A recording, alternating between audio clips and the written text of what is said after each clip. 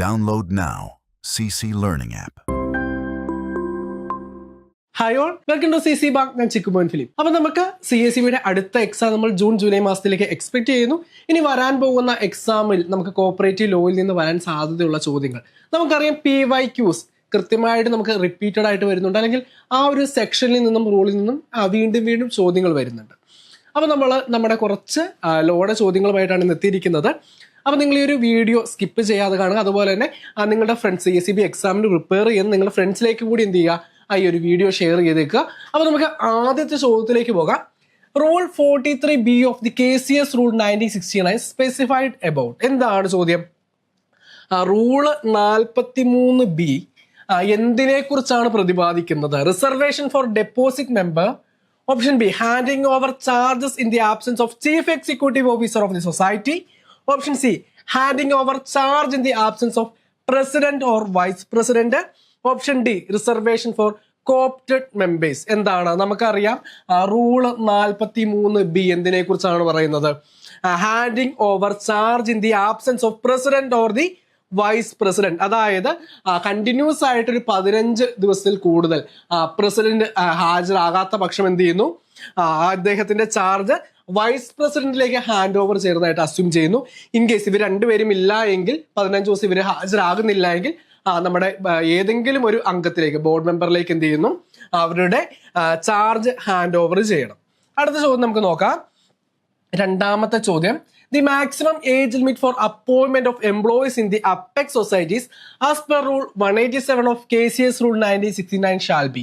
നമുക്ക് റൂളുകളിൽ നിന്നും ഇന്ന ചോദ്യങ്ങൾ ഒരുപാട് വരുന്നുണ്ട്, അല്ലെങ്കിൽ കൃത്യമായി ഓരോ റൂള് പറഞ്ഞിട്ട് അത് എന്തിനെ കുറിച്ച് പ്രതിപാദിക്കുന്ന നമുക്ക് ചോദ്യം വരുന്നുണ്ട്.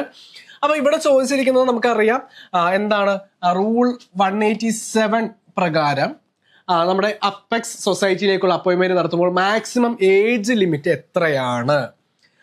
Option A 50, option B 48, option C 45, option D no age limit. അപ്പൊ നമുക്ക് ഈ ഒരു അപ്പെക്സ് സൊസൈറ്റിയിലേക്കുള്ള അപ്പോയിന്റ്മെന്റ് നടത്തുന്നത് ആരാണ്? നമുക്കറിയാം MV രാഘവൻ കോപ്പറേറ്റീവ് മിനിസ്റ്റർ ആയിരുന്നപ്പോൾ നമ്മുടെ അപ്പെക്സ് സൊസൈറ്റീസിന്റെ അപ്പോയിന്റ്മെന്റ് ആർക്ക് വിട്ടു? PSCക്ക് വിട്ടു. PSC ആണ് അപ്പോയിന്റ്മെന്റ് നടത്തുന്നത്. അപ്പൊ നമുക്ക് നേരത്തെ PSCയുടെ ഏജ് ലിമിറ്റ് വ്യത്യാസം ഉണ്ടായത്. ഇപ്പൊ എങ്ങനെയാണ്? ഇപ്പൊ മാക്സിമം ഏജ് ലിമിറ്റ് എല്ലാ കേസിലും 40 വയസ്സ് വരെ ആക്കിയിട്ടുണ്ട്. പക്ഷേ അപ്പെക്സ് സൊസൈറ്റീസിലേക്കുള്ള നേരത്തെ ഏജ് ലിമിറ്റ് എന്ന് പറയുന്നത് എത്രയായിരുന്നു? 40 വയസ്സ് തന്നെ ആയിരുന്നു. നമ്മൾ കോപ്പറേറ്റീവ് ലോ ഫോളോ ചെയ്യുന്നുണ്ട്, അവിടെ 40 വയസ്സ് തന്നെ ആയിരുന്നു. ഇനി മാക്സിമം ഏജ് ലിമിറ്റ് നമുക്ക് റിസർവേഷൻ കാറ്റഗറികളൊക്കെ ഒരുപാടുണ്ട്. അപ്പൊ ഏറ്റവും മാക്സിമം ഏജ് എന്ന് പറയുന്നത് എത്രയായിരിക്കും? 50 വയസ്സാണ്. അവിടെ റിസർവേഷൻ കാറ്റഗറി കൂടി ഉൾപ്പെടുത്തിയിട്ടാണ് 50 വയസ്സ് വരെ. ഓക്കെ, അടുത്ത ചോദ്യത്തിലേക്ക് നമുക്ക് പോകാം.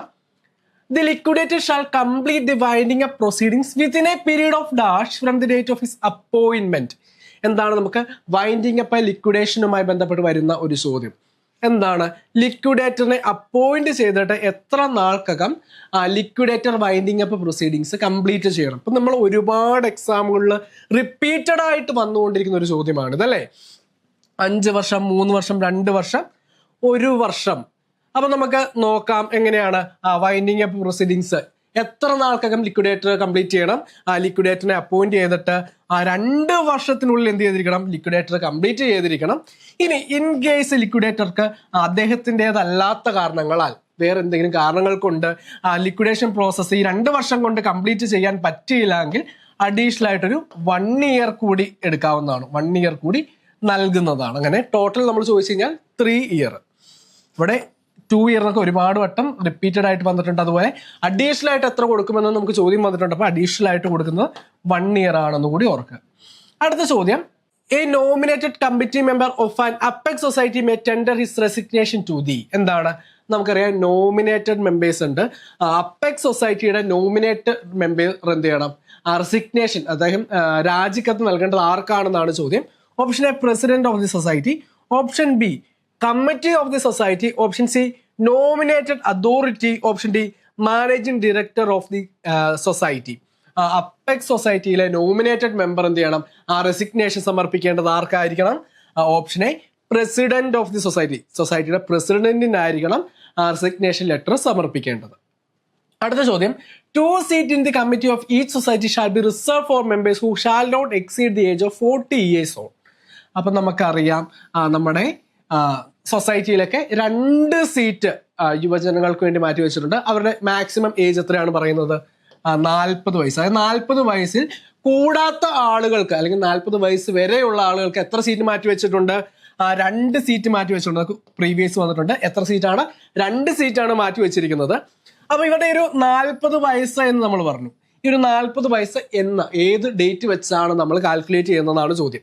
ഇപ്പൊ നമുക്ക് CSEBയുടെ ഒക്കെ നോട്ടിഫിക്കേഷൻ വരുമ്പോൾ നമ്മൾ 40 വയസ്സ് എന്ന് പറയുന്നത് എവിടെ വെച്ചായിരിക്കും കാൽക്കുലേറ്റ് ചെയ്യുന്നത്? ഏത് ഡേറ്റ് വെച്ചായിരിക്കും കാൽക്കുലേറ്റ് ചെയ്യുന്നത്? ജനുവരി 1 40 വയസ്സിൽ കൂടുവാൻ പാടില്ല എന്ന രീതിയിൽ. ജനുവരി 1 18 വയസ്സ് പൂർത്തീകരിച്ച് 40 വയസ്സിൽ കൂടാൻ പാടില്ല എന്ന് പറയുന്നത് പോലെ ഇനി ഈ ഒരു കേസിൽ നമ്മുടെ സൊസൈറ്റിയിലെ സീറ്റുമായി ബന്ധപ്പെട്ട് അവരുടെ ഈ ഒരു 40 വയസ്സ് എന്നുള്ളത് ഏത് ഡേറ്റ് വെച്ചാണ്? Option A, the beginning of the financial year. Financial ഇയറിന്റെ ബിഗിനിങ് എന്ന് പറയുന്നു നമ്മുടെ ഇന്ത്യയിൽ ഫിനാൻഷ്യൽ ഇയർ തുടങ്ങുന്നത് എപ്പോഴാണ്? April 1 the beginning of the calendar year. നമ്മുടെ കലണ്ടർ ഇയർ തുടങ്ങുന്നത് January 1 അടുത്തത് the date of filling the nomination. Option D, the date of election. അപ്പൊ ഇതിൽ ഏത് ഡേറ്റ് ആണ് നമ്മൾ കൺസിഡർ ചെയ്യുന്നത്? The date of filling the nomination. ആ നോമിനേഷൻ ഫില്ല് ചെയ്യുമ്പോൾ അവർക്ക് 40 വയസ്സിൽ കൂടുവാൻ പാടില്ല എന്നാണ് പറയുന്നത്. അപ്പം ഓപ്ഷൻ സി 40 വയസ്സ്. ഓപ്ഷൻ സി എന്താണ്? The date of filling the nomination ആണ്. അപ്പം നമ്മുടെ ഈ ഒരു എക്സാമ്പിൾ ഇങ്ങനെ തുടരെ വരുന്നു. നമ്മൾ അടുത്ത എക്സാം നമ്മൾ ജൂൺ ജൂലൈയിൽ എക്സ്പെക്ട് ചെയ്യുന്നു ഞാൻ ആദ്യമേ പറഞ്ഞല്ലേ. അപ്പൊ ഈ ഒരു എക്സാമിന് തയ്യാറാകുന്നതിന് വേണ്ടിയിട്ട് നിങ്ങൾക്ക് വേണ്ടിയിട്ടൊരു സുവർണ അവസരവുമായിട്ടാണ് CC എത്തുന്നത്. നിങ്ങൾക്ക് ഓൾ കേരള നിങ്ങളുടെ റാങ്ക് എത്രയാണെന്ന് നിങ്ങൾക്ക് അറിയാൻ വേണ്ടി നമ്മളൊരു മോക്ക് എക്സാം കണ്ടക്ട് ചെയ്യുകയാണ്. May 20 നമ്മൾ ഈ ഒരു എക്സാം കണ്ടക്ട് ചെയ്യുന്നത്. അപ്പം നമ്മുടെ CSEBയുടെ എക്സാമിന്റെ അതേ പാറ്റേണിൽ നമ്മൾ 100 ചോദ്യങ്ങളുമായിട്ടായിരിക്കും നമ്മുടെ ഒരു എക്സാം കണ്ടക്ട് ചെയ്യുക. അതുപോലെ തന്നെ ഇപ്പം ഈ ഒരു year degree pass out, BCom corporation pass out ആവുന്ന, അതുപോലെ JDC HDC കഴിയാൻ പോകുന്ന ഉദ്യോഗാർത്ഥികൾക്ക് എല്ലാവർക്കും എന്ത് ചെയ്യാം? ഈ ഒരു എക്സാം അറ്റൻഡ് ചെയ്യാനായിട്ട് പറ്റും. അപ്പോൾ ഈ ഒരു എക്സാമിൽ രജിസ്റ്റർ ചെയ്യാനായിട്ട് താല്പര്യമുള്ളവർക്കുള്ള ഒരു ലിങ്ക് നമ്മുടെ ഒരു കമന്റ് ബോക്സിൽ കൊടുത്തിരിക്കാം. അപ്പോൾ ആ ഒരു ലിങ്ക് വഴി നിങ്ങൾക്ക് രജിസ്റ്റർ ചെയ്യാവുന്നതാണ്. അപ്പോൾ നമുക്ക് അടുത്ത ചോദ്യത്തിലേക്ക് പോകാം. 1 seat in the committee of a primary credit society shall be reserved for the member having deposit of. എന്താണ് ചോദ്യം? 1 seat in the committee of a primary credit society. ഒരു പ്രൈമറി ക്രെഡിറ്റ് സൊസൈറ്റിയിലെ ഒരു സീറ്റ് ആർക്ക് മാറ്റി വെച്ചിട്ടുണ്ട്? ഡെപ്പോസിറ്റർക്ക് വേണ്ടി മാറ്റി വെച്ചിട്ടുണ്ട്. അങ്ങനെയുള്ള കേസിൽ ആ ഡെപ്പോസിറ്റർക്ക് മിനിമം എത്ര രൂപയുടെ ഡെപ്പോസിറ്റ് ഉണ്ടായിരിക്കണം എന്നാണ് ചോദ്യം. Option A, rupees 10,000 and above, 10,000 അല്ലെങ്കിൽ അതിന് മുകളിൽ ഡെപ്പോസിറ്റ് ഉള്ള ആൾക്കാണോ? അതോ 25,000 ആൻഡ് എബോവ് ആണോ? 15,000 ആൻഡ് എബോവ് ആണോ? അതോ 50,000 ആൻഡ് എബോവ് ആണോ? അപ്പം ഇത് നിങ്ങൾക്കുള്ള ടേണാണ്. ഈ ഒരു ചോദ്യത്തിന്റെ ആൻസർ, കൃത്യമായിട്ടുള്ള ആൻസർ നിങ്ങൾ എന്ത് ചെയ്യുക? കമന്റ് ബോക്സിൽ രേഖപ്പെടുത്തുക കേട്ടോ. അപ്പൊ ശരി ഉത്തരം നമ്മൾ പറയുന്നതായിരിക്കും. കമന്റ് ബോക്സിൽ എന്ത് ചെയ്യും? ശരി ഉത്തരം നമ്മൾ പറയുന്നതായിരിക്കും. അപ്പൊ നമുക്ക് അടുത്ത ചോദ്യത്തിലേക്ക് നമുക്ക് പോകാം. Any financial assistance to the subsidiary institution by way of share capital contribution or financial assistance by the promoting society shall be met from the society as provided under subsection 2 of the section 56 of the Act. Section 56 subsection 2 പ്രകാരം നമ്മൾ subsidiary ഇൻസ്റ്റിറ്റ്യൂഷന്റെ പ്രൊമോഷന് വേണ്ടിയിട്ട് അല്ലെങ്കിൽ അവർക്ക് എന്തെങ്കിലും financial assistance കൊടുക്കുന്നുണ്ടെങ്കിൽ അത് എവിടെ നിന്ന് എടുത്തു കൊടുക്കണം എന്നാണ് ചോദ്യം. Option A, profit. Option B, gross profit. Option C, balance of profit. Option D, surplus of profit. എവിടെ നിന്നാണ്? സെക്ഷൻ 56 സബ്സെക്ഷൻ 2 പ്രകാരം നമ്മുടെ സബ്സിഡറി ഇൻസ്റ്റിറ്റ്യൂഷൻസിന് വേണ്ടിയിട്ടുള്ള ഫിനാൻഷ്യൽ അസിസ്റ്റൻസ് എന്തെങ്കിലും നമ്മുടെ പ്രൊമോട്ടിംഗ് സൊസൈറ്റി നൽകുന്നുണ്ട് എങ്കിൽ അത് ബാലൻസ് ഓഫ് പ്രോഫിറ്റ്, പ്രോഫിറ്റിൽ നിന്നും മിച്ചമുള്ള തുകയിൽ നിന്ന് വേണം നൽകുവാനായിട്ട്. അപ്പം ഓപ്ഷൻ സി ആണ് ശരിയായ ഉത്തരം. അടുത്ത ചോദ്യം.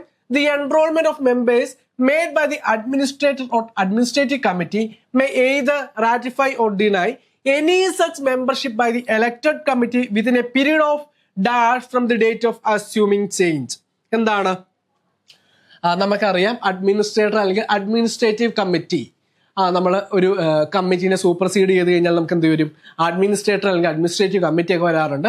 അപ്പോൾ ഇങ്ങനെ ഒരു കേസിൽ അഡ്മിനിസ്ട്രേറ്റർ അല്ലെങ്കിൽ അഡ്മിനിസ്ട്രേറ്റീവ് കമ്മിറ്റി ഒരാൾക്ക് മെമ്പർഷിപ്പ് കൊടുത്തു. ഇപ്പം അഡ്മിനിസ്ട്രേറ്റീവ് കമ്മിറ്റീനെ ഞാൻ എ എന്ന് വിളിക്കുന്നു. എ എന്ന അഡ്മിനിസ്ട്രേറ്റീവ് കമ്മിറ്റി ആർക്ക്? നമ്മുടെ രാജു എന്നയാൾക്ക് എന്ത് ചെയ്തു? മെമ്പർഷിപ്പ് കൊടുത്തു. ഓക്കെ, രാജു എന്ന ആൾക്ക് മെമ്പർഷിപ്പ് കൊടുത്തു. അപ്പൊ അതിനുശേഷം നമ്മുടെ പുതിയ കമ്മിറ്റി വരികയാണ്. കുറച്ച് നാൾ കഴിഞ്ഞപ്പോൾ പുതിയ കമ്മിറ്റി വന്ന്, കമ്മിറ്റി ഞാൻ സി എന്ന് വിളിക്കുകയാണ് കമ്മിറ്റി. അപ്പൊ ഈ ഒരു കമ്മിറ്റി അധികാരത്തിൽ വന്നിട്ട് എത്ര നാൾക്കുള്ളിൽ ഈ രാജുവിന്റെ മെമ്പർഷിപ്പ് കൊടുക്കണോ വേണ്ടയോ എന്ന കാര്യത്തിൽ തീരുമാനമെടുക്കണമെന്നാണ് ചോദ്യം. Option A 3 months, option B 6 months, option C 9 months, option D 1 year. എന്താണ് നമ്മുടെ പുതിയ കമ്മിറ്റി അധികാരത്തിൽ വന്നിട്ട് 1 വർഷം സമയം കിട്ടും അല്ലെ. 1 വർഷത്തിനുള്ളിൽ എന്ത് ചെയ്താൽ മതി, ഈ രാജുവിന് മെമ്പർഷിപ്പ് കൊടുക്കണോ വേണ്ടയോ എന്ന കാര്യത്തിൽ നമുക്ക് തീരുമാനം എടുക്കണം. അപ്പൊ അടുത്ത ചോദ്യം, dash of A primary Anand Patton milk cooperative society shall be A woman. നമുക്ക് ആപ്കോസിന്റെ ആരായിരിക്കണം വനിത? അതായത് നമ്മുടെ ആപ്കോസിന്റെ കമ്മിറ്റിയിൽ വനിത പ്രാതിനിധ്യം ഉണ്ടായിരിക്കണം.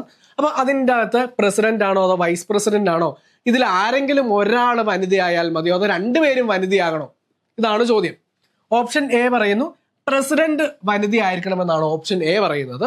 ഓപ്ഷൻ ബി വൈസ് പ്രസിഡന്റ് വനിതയായിരിക്കണമെന്ന് പറയുന്നു. Option C the president and vice president, പ്രസിഡന്റും വൈസ് പ്രസിഡന്റും വനിതകളായിരിക്കണമെന്ന് ഓപ്ഷൻ സി പറയുന്നു. Option D either the president or the vice president, president അല്ല എങ്കിൽ വൈസ് പ്രസിഡന്റ്, ഇവരിൽ ആരെങ്കിലും ഒരാൾ വനിതയായിരിക്കണമെന്ന് പറയുന്നു. അപ്പം ഏതാണ് ശരിയായിട്ടുള്ള ഉത്തരം? നമുക്കറിയാം either the president or the vice president, president അല്ല എങ്കിൽ വൈസ് പ്രസിഡന്റ് വനിതയായിരിക്കണം. അപ്പം പ്രസിഡന്റ് അല്ലെങ്കിൽ വൈസ് പ്രസിഡന്റ് ആരായിരിക്കണം? വനിതയായിരിക്കണം. അടുത്ത ചോദ്യത്തിലേക്ക് പോകാം. The cooperative credit societies act 1904 was based on. നമുക്ക് 1904 ആക്ടിന്റെ ഹിസ്റ്ററി കാര്യങ്ങളൊക്കെ നമ്മൾ പറഞ്ഞു. ഈ ഒരു ആക്ട് ഏത് ആക്ടിനെ ബേസ് ചെയ്തുകൊണ്ടാണ് വന്നതെന്നാണ് ചോദ്യം. ഓപ്ഷൻ എ പറയുന്നു Indian companies act 1882, 1882 Indian companies act ആണെന്ന് ഓപ്ഷൻ എ പറയുന്നു. Option B British friendly societies act 1896 എന്ന് പറയുന്നു. Option C the industrial and provident societies act 1852. Option D the trade union act 1871. ഏതാണ്? British friendly societies act of 1896, 1896 British friendly societies ആക്ടിനെ base ചെയ്തുകൊണ്ടാണ് നമ്മുടെ 1904 cooperative credit societies act വന്നത്. അതായിരുന്നു ഇന്ത്യയിലെ ആദ്യത്തെ ഫസ്റ്റ് കോഓപ്പറേറ്റീവ് ലെജിസ്ലേഷൻ എന്ന് പറയുന്നത്. അപ്പം ഈ ഒരു ലോയ്ക്ക് പിന്നിൽ ഉണ്ടായിരുന്ന കമ്മിറ്റി ഏതാണെന്ന് വെച്ചാൽ എഡ്വേർഡ് ലോ ആണ്. ആ എഡ്വേർഡ് ലോ കമ്മിറ്റിയിൽ ആരൊക്കെയായിരുന്നു ഉണ്ടായിരുന്നത് നിങ്ങൾക്കറിയാം. അതുകൂടി നിങ്ങൾ എന്ത് ചെയ്യുക, കമന്റ് ബോക്സിൽ ഇട്ടേക്കാം. 3 പേരുണ്ട്. ആ 3 പേരുടെ പേര് നിങ്ങൾ എന്ത് ചെയ്യുക, കമന്റ് ബോക്സിൽ ഇട്ടേക്കണം കേട്ടോ. അടുത്ത ചോദ്യത്തിലേക്ക് പോകുന്നതിന് മുൻപ് നമ്മുടെ പുതിയ ഒരു 6 month 3 month ബാച്ച് നമ്മൾ സ്റ്റാർട്ട് ചെയ്യുകയാണ്. അപ്പൊ നമ്മുടെ ഒരു ബാച്ചിനെ കുറിച്ച് കൂടുതൽ ഡീറ്റെയിൽസ് നമുക്കറിയാം. ടോപ്പിക് വൈസ് സിലബസ് റെക്കോർഡഡ് ക്ലാസ്സുകൾ നിങ്ങൾക്ക് ലഭിക്കും. അതുപോലെ തന്നെ ഡെയിലി ലൈവ് ക്ലാസ്സുകൾ നമുക്കുണ്ടായിരിക്കും. അതുപോലെ daily exam, mock exam, free ആയിട്ടുള്ള PDF നോട്ടുകൾ, അതുപോലെ നിങ്ങളുടെ കൃത്യമായിട്ടുള്ള ഇവാലുവേഷൻ. നമ്മൾ ഓരോ വീക്കിലെയും നിങ്ങളുടെ പെർഫോമൻസ് ഇവാലുവേറ്റ് ചെയ്ത് നിങ്ങൾക്ക് മാറ്റമുണ്ടോ, നിങ്ങൾ മുകളിലേക്കാണോ പഠിച്ച് മുന്നോട്ട് വരുന്നുണ്ടോ അതോ പിന്നിലേക്ക് പോവുകയാണ്, കൃത്യമായി നമ്മൾ അസസ് ചെയ്തുകൊണ്ട് നിങ്ങൾക്ക് എവിടെയാണോ പോരായ്മ വരുന്നത്, നിങ്ങൾക്ക് എവിടെയാണോ വീഴ്ച പറ്റുന്നത് അത് കൃത്യമായി ഐഡന്റിഫൈ ചെയ്തുകൊണ്ട് നിങ്ങളെ കംപ്ലീറ്റ് ആയിട്ട് നിങ്ങളെ സപ്പോർട്ട് ചെയ്തുകൊണ്ട് നിങ്ങളെ മുൻപിലേക്ക് എത്തിക്കുവാൻ, റാങ്ക് ലിസ്റ്റിന്റെ മുൻപിലേക്ക് എത്തിക്കുവാനായിട്ട് സഹായിക്കുന്ന രീതിയിലായിരിക്കും നമ്മുടെ ഒരു ബാച്ച് ഉണ്ടാവുക. അപ്പോൾ നമ്മുടെ ബാച്ചിനെ കുറിച്ച് കൂടുതൽ ഡീറ്റെയിൽസ് ഒക്കെ നിങ്ങൾക്ക് കൃത്യമായിട്ട് അറിയാം. എങ്കിലും എന്തെങ്കിലും അറിയാനായിട്ടുണ്ട് എങ്കിലും അഡ്മിഷൻ എടുക്കാനായിട്ട് താല്പര്യമുള്ളവർ എന്ത് ചെയ്യുക, ഈ ഒരു നമ്പറിൽ കോൺടാക്ട് ചെയ്യുക കേട്ടോ. 8921440580 ഈ ഒരു നമ്പറിൽ കോൺടാക്ട് ചെയ്താൽ നിങ്ങൾക്ക് നമ്മുടെ ബാച്ചിനെ കുറിച്ച് കൂടുതൽ ഡീറ്റെയിൽസ് അറിയാനായിട്ട് പറ്റും. ഓക്കെ, അപ്പൊ നമുക്ക് അടുത്ത ചോദ്യത്തിലേക്ക് പോകാം. No auditor or auditing firm or team of auditors shall be entrusted with the audit of a cooperative society for more than dash consecutive time. എന്താണ് പറയുന്നത്? ഓഡിറ്റർ അല്ല എങ്കിൽ ടീം ഓഫ് ഓഡിറ്റർ എന്ത് ചെയ്യാൻ പാടില്ല, ഒരു സൊസൈറ്റിയിലെ ഓഡിറ്റ് എത്ര തവണയിൽ അധികം, അത് തുടർച്ചയായിട്ട് എത്ര തവണയിൽ കൂടുതൽ ചെയ്യാൻ പാടില്ല എന്നാണ് ചോദ്യം. ഓപ്ഷൻ എ പറയുന്നു 2, option B 3, option C 5, option D no restriction എന്ന് പറയുന്നു. എന്താണ് പറയുന്നത്? നമുക്കറിയാം no auditor or auditing firm or team of auditors shall be entrusted with the audit of a cooperative society for more than 2 consecutive times. തുടർച്ചയായി 2 തവണയിൽ കൂടുതൽ എന്ത് ചെയ്യാൻ പാടില്ല, ഓഡിറ്റർ അല്ലെങ്കിൽ ഓഡിറ്റിംഗ് ഫേം അല്ലെങ്കിൽ ടീം ഓഫ് ഓഡിറ്റർ ഒരു സൊസൈറ്റിയുടെ ഓഡിറ്റ് ചെയ്യുവാൻ പാടില്ല എന്ന് പറയുന്നു. അപ്പൊ നമുക്ക് അടുത്ത ചോദ്യം നോക്കാം. The term of office of the ombudsman shall be dash years from the date of his entering in to office or attaining the age of dash which ever is earlier. Section 69A ഓംബുഡ്സ്മാനുമായി ബന്ധപ്പെട്ടുള്ള ചോദ്യം എന്താണ്? ഓംബുഡ്സ്മാന്റെ പ്രായപരിധി എത്രയാണ്, അദ്ദേഹത്തിന്റെ office കാലാവധി എത്രയാണെന്നാണ് ചോദ്യം. എത്ര വയസ്സ്? Ombudsman shall be dash years. എത്ര വയസ്സാണ്? ഇവിടെ 62, 60, 65, 70 ഒക്കെ പറയുന്നുണ്ട്. അപ്പൊ നമുക്ക് നോക്കിയാലോ. The term of office of the ombudsman shall B, എത്ര വർഷം വരെ ഓംബുഡ്സ്മാന്റെ കാലാവധി കിട്ടും? നമുക്ക് 3 വർഷം വരെയാണ് കാലാവധി അല്ലെ? 3 വർഷം അല്ല എങ്കിൽ 65 വയസ്സ്. 3 വർഷം അല്ല എങ്കിൽ 65 വയസ്സ്. ഇതിൽ ഏതാണോ ആദ്യം അത്രയും ആയിരിക്കും അദ്ദേഹത്തിന്റെ കാലാവധി ഉണ്ടാവുക. അടുത്ത ചോദ്യം, all monetary dispute shall be referred to. നമുക്ക് ഡിസ്പ്യൂട്ടുകളെ രണ്ടായിട്ട് നമ്മൾ തിരിക്കുന്നു. മോണിറ്ററി ഡിസ്പ്യൂട്ട് എന്നും നോൺ മോണിറ്ററി ഡിസ്പ്യൂട്ടും എന്നാണ് നമ്മൾ തിരിക്കുന്നത്. ഇതിന്റെ അകത്ത് ചോദിച്ചിരിക്കുന്നത് എന്താണ്? ഓൾ മോണിറ്ററി എന്താണ്? പണപരമായിട്ടുള്ള തർക്കങ്ങൾ ആരുടെ മുൻപിലാണ് നമ്മൾ ചെല്ലേണ്ടതെന്നാണ് ചോദ്യം. Option A tribunal, option B cooperative ombudsman, option C registrar, option D arbitrator. എവിടേക്കാണ് നമ്മൾ എത്തേണ്ടത്? പണപരമായിട്ടുള്ളതാണെങ്കിൽ മോണിറ്ററി ഡിസ്പ്യൂട്ട് ആണെങ്കിൽ രജിസ്ട്രാറുടെ അടുത്തും, നോൺ മോണിറ്ററി ആണ് എങ്കിൽ എവിടേക്കാണ് പോകേണ്ടത്? നോൺ മോണിറ്ററി ആണെങ്കിൽ കോപ്പറേറ്റീവ് ഓംബുഡ്സ്മാന്റെ അടുത്തുമാണ് നമ്മൾ പോകേണ്ടത്. അപ്പം നമ്മുടെ വരുന്ന എക്സാമുകളിലും ഇതേ പാറ്റേണിലുള്ള ചോദ്യങ്ങൾ അല്ലെങ്കിൽ ഇതേ സെക്ഷനിൽ നിന്നുള്ള ചോദ്യങ്ങൾ നമുക്ക് വരുവാനായിട്ട് സാധ്യതയുണ്ട്. അപ്പം നിങ്ങൾക്ക് ഈ ഒരു PYQസിനെ കൃത്യമായി മനസ്സിലാക്കിക്കൊണ്ട് അതിനെ കൃത്യമായി വരുന്ന എക്സാമിൽ കൃത്യമായിട്ട് ആൻസർ ചെയ്യുന്നതിന് വേണ്ടി ഹെൽപ്പ് ചെയ്യാൻ വേണ്ടിയിട്ട് നമ്മുടെ ഒരു എക്സാം ബാച്ച് നമ്മൾ സ്റ്റാർട്ട് ചെയ്തിട്ടുണ്ട്. ഒരു ബാച്ചിനെ കുറിച്ച് പറയുകയാണെങ്കിൽ നമ്മുടെ ബോർഡ് നമ്പർ നിങ്ങൾക്ക് കോൺടാക്ട് ചെയ്യാവുന്നതാണ്. അപ്പം അതുപോലെ തന്നെ നമ്മളെ സംബന്ധിച്ച് പറയുകയാണെങ്കിൽ ഏറ്റവും കുറച്ച് ബുദ്ധിമുട്ടുള്ള ഏരിയ എന്ന് പറയുന്നത് ഇംഗ്ലീഷ്, മാത്സ്, GK ആണ്. കാരണം കഴിഞ്ഞ കുറേ എക്സാമുകൾ നമ്മൾ നോക്കുകയാണെങ്കിൽ നമ്മളുടെ മാർക്ക്, നമ്മുടെ പെർഫോമൻസ് ഇവാലുവേറ്റ് ചെയ്യുമ്പോൾ നമുക്ക് ഇത്തിരി വീഴ്ച പറ്റിയിരിക്കുന്ന ഈ ഒരു 3 സ്ഥലങ്ങളിലാണ്. അപ്പോൾ ഈ ഒരു പ്രശ്നത്തിനുള്ള ഒരു കംപ്ലീറ്റ് സൊല്യൂഷനുമായിട്ടാണ് നമ്മുടെ CC ലേണിംഗ് ആപ്പ് എത്തുന്നത്. അപ്പോൾ നമുക്ക് കറണ്ട് അഫെയർസ് നമ്മൾ ഡെയിലി അപ്ഡേറ്റ് ചെയ്യുന്നു നമ്മുടെ ആപ്ലിക്കേഷൻ്റെ അകത്ത്. അതുപോലെ തന്നെ GK ഒക്കെ നമുക്ക് ഫ്രീ ക്വിസുകൾ നമ്മൾ കണ്ടക്ട് ചെയ്യുന്നു. അത് തികച്ചും ഫ്രീ ആയിട്ടാണ്. അതുകൊണ്ട് തന്നെ നിങ്ങൾ എന്ത് ചെയ്യുക, നമ്മുടെ CC ലേണിംഗ് ആപ്പ് നിങ്ങൾക്ക് പ്ലേ സ്റ്റോറിൽ നിന്നും ആപ്പ് സ്റ്റോറിൽ നിന്നും ഡൗൺലോഡ് ചെയ്യാനായിട്ട് പറ്റുന്നതാണ്. അപ്പോൾ നിങ്ങൾ എന്ത് ചെയ്യുക, ഒന്ന് ഡൗൺലോഡ് ചെയ്യുക. നിങ്ങളുടെ പഠനത്തെ തീർച്ചയായിട്ടും ഇത് ഹെൽപ്പ് ചെയ്യുമെന്ന് 100% ഉറപ്പാണ്. അപ്പം നമ്മുടെ ഒരു വീഡിയോ നിങ്ങൾ ആദ്യമായിട്ടാണ് കാണുന്നത്, നമ്മുടെ ചാനൽ സബ്സ്ക്രൈബ് ചെയ്തേക്കുക. അതുപോലെ തന്നെ ബെല്ലൈക്കൺ കൂടി എനേബിൾ ചെയ്തേക്കുക. അടുത്തൊരു കാര്യം പറയാനുള്ളത്, ഇനി ഏത് ടോപ്പിക്കിൽ നിന്നുള്ള ക്ലാസ്സുകളുമായിട്ടാണ് നമ്മൾ എത്തേണ്ടത് നിങ്ങൾ നമ്മുടെ കമന്റ് ബോക്സിൽ പറയുകയാണെങ്കിൽ അതിന്റെ ക്ലാസ്സുകളുമായിട്ട് നമ്മൾ എത്തുന്നതായിരിക്കും. അപ്പം നമ്മുടെ ഇൻസ്റ്റാഗ്രാം ചാനൽ ഫോളോ ചെയ്യാത്തവർ നമ്മുടെ ഇൻസ്റ്റാഗ്രാം ചാനലിലെ ലിങ്ക് ഡിസ്ക്രിപ്ഷൻ ബോക്സിലുണ്ട്. നിങ്ങൾ എന്ത് ചെയ്യുക, അതുകൂടി ഒന്ന് ഫോളോ ചെയ്തേക്കുക. നമുക്ക് മറ്റൊരു വീഡിയോയുമായിട്ട് വീണ്ടും കാണാം. താങ്ക്